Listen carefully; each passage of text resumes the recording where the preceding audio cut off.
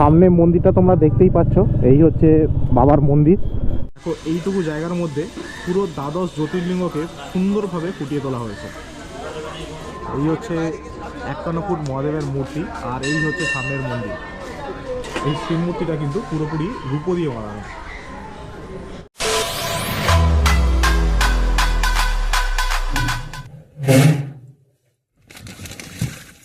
Hello lovely viewers,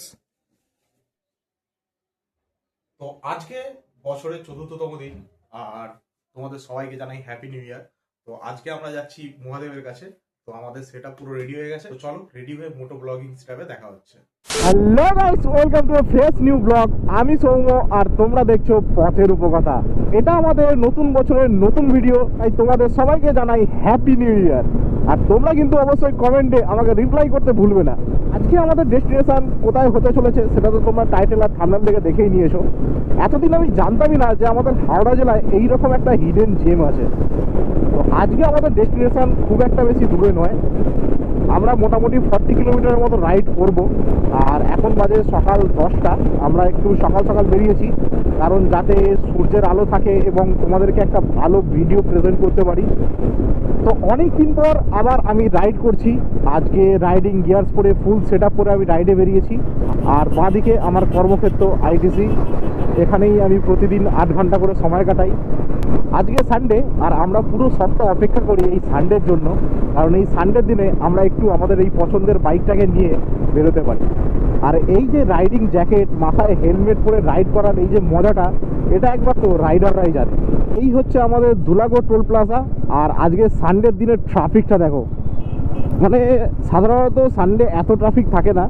আর যে ক্ষেত্রে এটা অফিস টাইম, সেই জন্য হয়তো একটু ট্রাফিকটা বেশি আছে, কারণ সানডে হলেও এখানে যত ফ্যাক্টরি আছে এখানে কিন্তু 24x7 আর কাজ চলতেই থাকে। আর টোলের আগেই রাস্তাটা দেখো কি ভয়ঙ্কর রাস্তা। তো ভালোই ট্রাফিক আছে আজকে, তো আমাদেরকে একটু আস্তে আস্তেই যেতে হবে।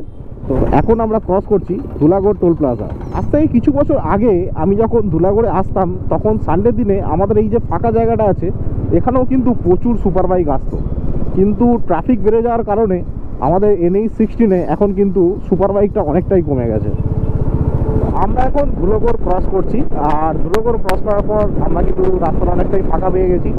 তো যেমনটা তোমাদের বলছিলাম যে আমাদের এখানে যত ফ্যাক্টরি আছে সেগুলো 24x7 চলে। আর যেক্ষেত্রে এটা অফিস টাইম, সেই জন্যই এতটা ভিড় ছিল আমাদের ওইদিকে রাস্তায়। তাছাড়াও আমাদের এই যে NH16 এদিকে আরও দুটো যে লাইন তৈরি হচ্ছে, এটা খুব তাড়াতাড়ি তৈরি হওয়া দরকার, কারণ ট্রাফিক কিন্তু প্রচুর পরিমাণে বেড়ে গেছে। এই কিছুদিন আগে আমি ঝাড়খণ্ড রাইড করলাম, তোমরা আগের ভিডিও দেখেছো। আর যারা যারা দেখোনি, আই বাটনের লিঙ্ক দিয়ে দিচ্ছি, দেখে নিও। খুব সুন্দর একটা ভিডিও হয়েছে। আমরা বীরভূম শান্তিনিকেতন হয়ে ম্যাসেঞ্জর ড্যামে ঘুরেছি, সেখান থেকে ঝাড়খণ্ডের দুমকা জেলার অনেকগুলো জায়গা ঘুরেছি আর ভিডিও করেছি। তো তোমরা যারা এখনও সেই ভিডিওগুলো দেখোনি, তো একবার গিয়ে দেখে নিও। আর অবশ্যই কমেন্ট করে জানিও, কারণ আমারও জানার ইচ্ছা যে তোমাদের ভিডিওগুলো কেমন লাগে।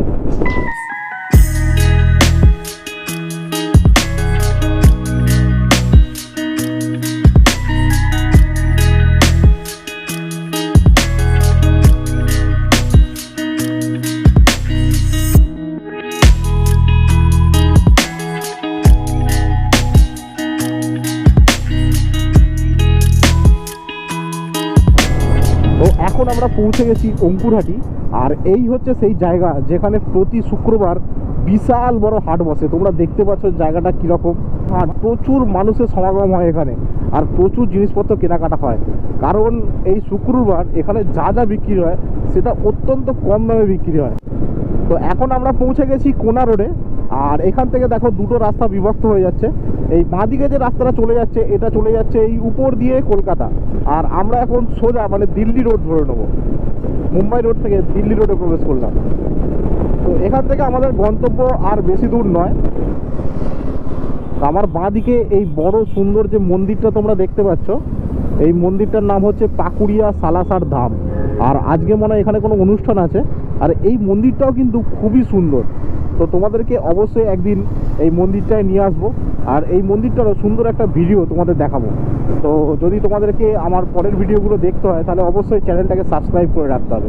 তো তাড়াতাড়ি চ্যানেলটাকে সাবস্ক্রাইব করে দাও। তো প্রতিবারের মতো এইবারেও আমাদের রাস্তা একটু ভুল হয়ে গিয়েছিল। আমরা অনেকটাই এগিয়ে চলে এসেছি। আমাদেরকে এখন আরও 2 কিলোমিটার পিছনে গিয়ে বাঁ দিকে যেতে হবে। তো এই হচ্ছে কোনা হাই রোড, আর এখান থেকে আমরা বাঁ দিকে নিয়ে নেব। আর পিছনে আমাদের কোনো নেতার গাড়ি আসছে, তার জন্য আমাদেরকে এখানে দাঁড় করানো হলো।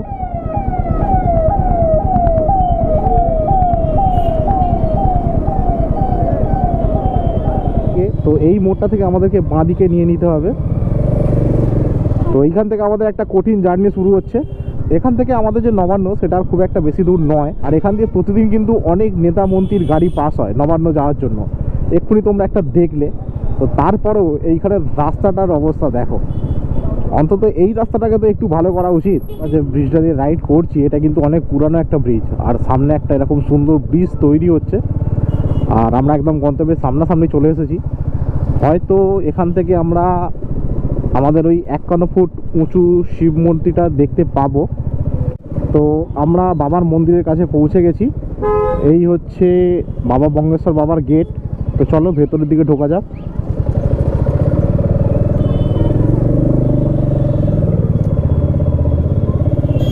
তো সামনে মন্দিরটা তোমরা দেখতেই পাচ্ছ, এই হচ্ছে বাবার মন্দির। তো চলো গাড়িটা আমরা এখানে পার্ক করি, এখানেই পার্কিংয়ের ব্যবস্থা।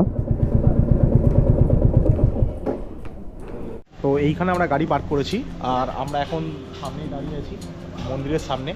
চলো ভেতরে নিয়ে যাই, 12টা পর্যন্ত খোলা আছে, জানি না কতক্ষণ টাইম পাবো। তো চলো ভেতরে যাই। তো এই হচ্ছে মন্দিরের সামনেটা, তোমরা দেখতে পাচ্ছ এইদিকে ডান দিকে টয়লেট এবং পার্কিংয়ের ব্যবস্থা আছে। আর সামনেটা কিন্তু এরকম সুন্দরভাবে সাজায়। এখানে সামনে কিছু স্টোর আছে, আর দেখো কত সুন্দর করে জায়গাটা সাজানো হয়েছে। তো এই হচ্ছে মূল মন্দির।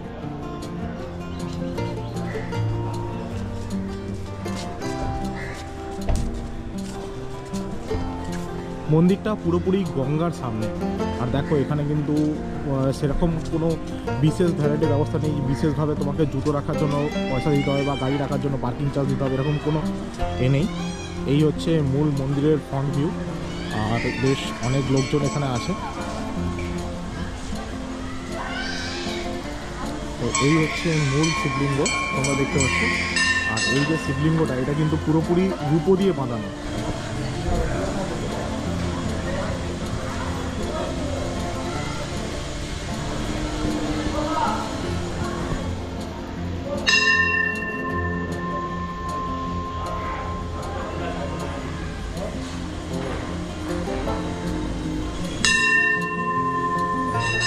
তো মন্দির থেকে বাইরে বেরিয়ে এই যে মহাদেবের স্ট্যাচুটা তোমরা দেখতে পাবে, দেখো এটা পুরোপুরি মন্দিরের পিছনেই তৈরি, আর গঙ্গার একদম ধারে।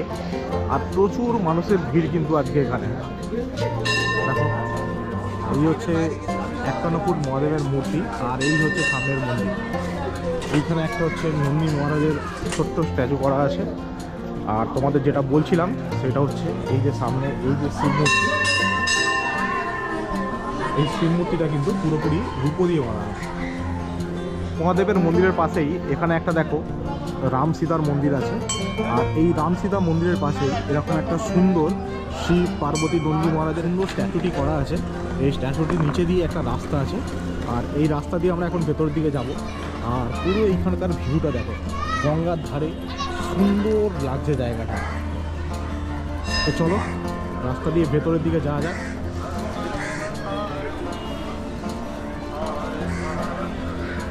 এই গেট দিয়ে প্রবেশ করার পর তোমরা দেখতে পাবে আমাদের যে দ্বাদশ জ্যোতির্লিঙ্গ আছে, আর তার পুরো রেপ্লিকা এখানে করা আছে। দেখো পুরো দ্বাদশ জ্যোতির্লিঙ্গের রেপ্লিকা এখানে করা আছে। এটা সোমনাথ মন্দিরের রেপ্লিকা। তোমরা দেখো যেমন মন্দিরটা বানানো আছে, ঠিক সোমনাথ মন্দিরে যেমন মূর্তি আছে সেরকম মূর্তি এখানে করা আছে। তো সোমনাথ মন্দিরের পাশেই আছে মহাকালেশ্বর। দেখো পুরো মন্দিরটা সুন্দরভাবে বানানো, এমনকি মন্দিরের গায়ে যে ডিটেলসগুলো করা আছে সেগুলো খুব সুন্দরভাবে ফুটিয়ে তোলা হয়েছে। তারপরেই আছে মল্লিকার্জুন, আর মল্লিকার্জুনের পরেই আমরা সবাই চিনি সেটা হচ্ছে কেদারনাথ।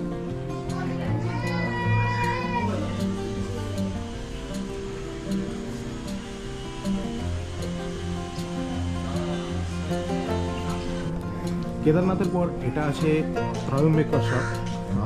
এই হচ্ছে মূর্তি। তার পাশেই আছে বাবা বৈদ্যনাথ ধাম, যার ভিডিও তোমরা আমার আগের ভিডিওতেও দেখেছো। এই হচ্ছে বাবা বৈদ্যনাথ ধাম, বৈদ্যনাথ ধামের। আর বাবার যে শিবলিঙ্গ আছে সেটা কিছুটা এই রকম।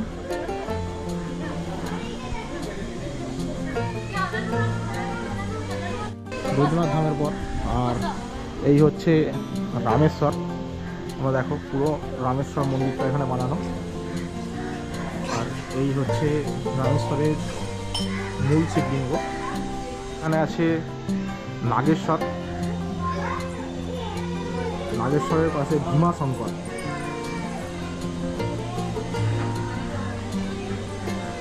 আর এই ভীমাশঙ্করের পর ওঙ্কারেশ্বর।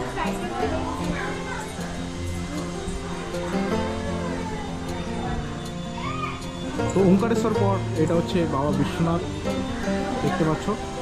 এই হচ্ছে বিশ্বনাথ, আর তারপরেই হচ্ছে ভস্মেশ্বর। আর এই 12টা জ্যোতির্লিঙ্গ এখানে শেষ হচ্ছে, আর এখান দিয়ে হচ্ছে আমাদের এক্সিট। এই হচ্ছে পুরো জায়গাটা। দেখো এইটুকু জায়গার মধ্যে পুরো দ্বাদশ জ্যোতির্লিঙ্গকে সুন্দরভাবে ফুটিয়ে তোলা হয়েছে।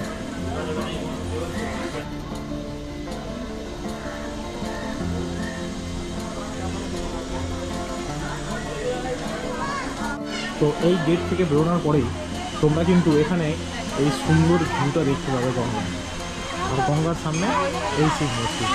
দেখো কি সুন্দর জায়গাটা। মানে সত্যি বলতে আমাদের বাড়ির কাছে যে একটা এত সুন্দর হিডেন জেম আছে সেটা কিন্তু আমরা জানতামই না। তো রিসেন্ট আমিও কিছুদিন আগে একটা রিলসে এই ভিডিওটা দেখতে পাই, আর তারপরে এই জায়গাটা আসার আমরা প্ল্যান করি। আর আজকে সানডে আমরা এখানে পৌঁছে গেছি। এই পুরো মন্দির প্রাঙ্গণে ঘোরার একটা কিন্তু আলাদাই অনুভূতি আছে, কারণ জায়গাটা খুব সুন্দরভাবে তৈরি। প্রতিটা জায়গা খুবই পরিষ্কার, অন্যান্য মন্দিরের মতো নোংরা নয়। পুরো মন্দিরটাই খুবই পরিষ্কার এবং চারিদিকের ভিউও খুব অসাধারণ। মন্দিরের পিছনে সিঁড়ি দিয়ে নামার পর তোমরা এখানে দেখতে পাচ্ছ একটা ঘাট করা আছে, যেটা পুরোপুরি আর গঙ্গায় চলে যাচ্ছে। এখানে অনেকেই কিন্তু গঙ্গা স্নান করছে, আর এখান থেকেও জল নিয়ে তোমরা কিন্তু মহাদেবের মাথায় জল ঢালতে পারো। আর এই গঙ্গার সামনেই দেখো এই মহাদেবের মূর্তি, আর ঠিক মহাদেবের মূর্তির সামনেই এই মূল মন্দির। পুরো মন্দিরটা ঘোরার পর আমি তোমাদের সাজেস্ট করব তোমরা অবশ্যই একটা ফাঁকা সময় দেখে এই মন্দিরে এসে ঘুরে যাও, কারণ এই জায়গাটা তোমাদের সত্যি খুবই অসাধারণ লাগবে। তো আমাদের পুরো মন্দির ঘোরা হয়ে গেছে কমপ্লিট। আশা করি তোমাদের ভিডিওটা খুব ভালো লেগেছে। তো ভিডিওটা যদি ভালো লেগে থাকে তাহলে অবশ্যই চ্যানেলটাকে সাবস্ক্রাইব করে দিও, কারণ এই রকম ভিডিও এই চ্যানেলে আরও আসতে চলেছে। আর কমেন্ট করে অবশ্যই জানিও যে ভিডিওর কোন জায়গাটা তোমাদের সবথেকে বেশি ভালো লাগলো। তো চলো ভিডিওটা এখানেই শেষ করছি, দেখা হচ্ছে পরের ভিডিওতে। তো ততক্ষণ সুস্থ থাকো, ভালো থাকো, আর দেখতে থাকো পথের উপকথা।